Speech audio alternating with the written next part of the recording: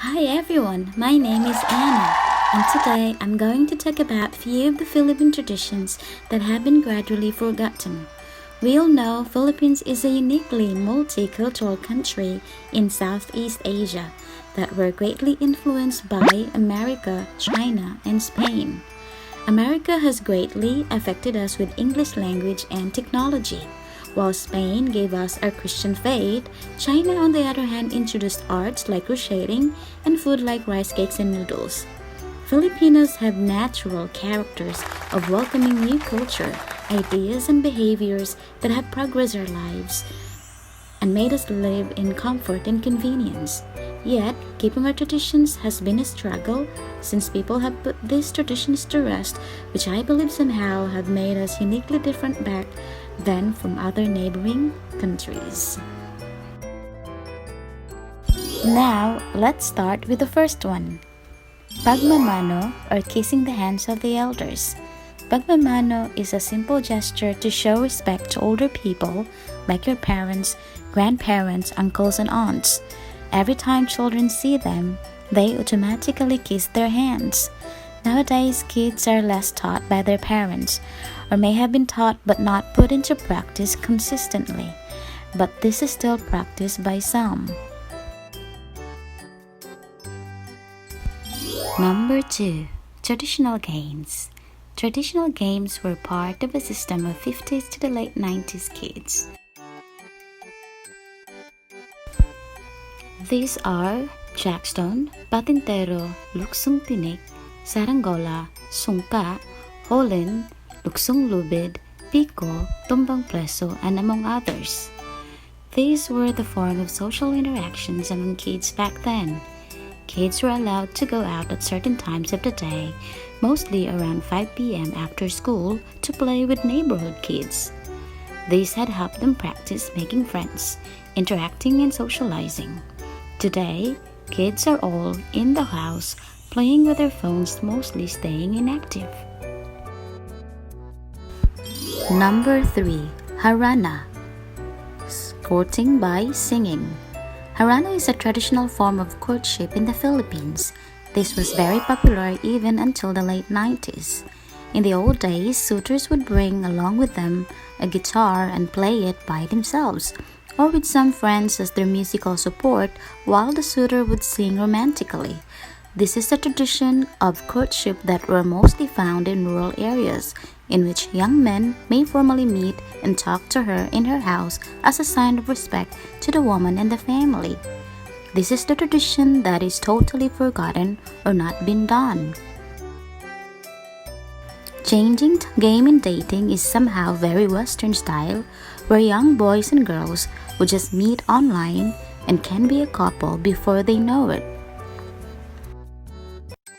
Another traditional courtship practice in the Philippines that has been forgotten is courting servitude or paninilbihan. This is when the man serves the woman's family by doing physical housework like cutting wood for cooking, fetching water from the well, tilling the rice field when the family of the woman has a farm. This is to show that he is capable of taking care of her and their future family. Back then, courtship for men means going through different stages they need to pass for the woman and the family to approve. But today, that is completely unnecessary. The next one is Bayanihan spirit or communal help. In the old times, new family would build a house with light materials made of wood, bamboo, and nipa leaves on a small land. While husbands worked in the farm or somewhere else, the wife would only take care of the children, help with the husband, and do housework, which was very common long time ago, unlike now where mothers work outside. If the family decided to move somewhere else, all men would help carry the whole house. It's a kind of help that all men in the neighborhood would do. This is totally not in the systems of Filipinos now, even in rural areas. This has long been forgotten. But when you look back, it's something we can be proud of, as it's very Filipino character to help. Number 6. Kill chicken for the birthday celebrant.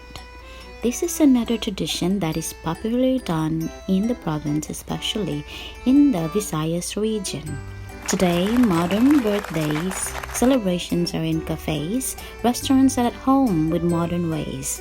There are still few families who kill chicken to use its blood, though this has been slowly forgotten. When it is a family member's birthday, the father would kill a chicken. The highlight of the tradition was for the birthday celebrant to be blessed and prayed by the family by marking a cross on his/her forehead with the blood of the killed chicken. This is done also to drive away bad luck for his/her new life.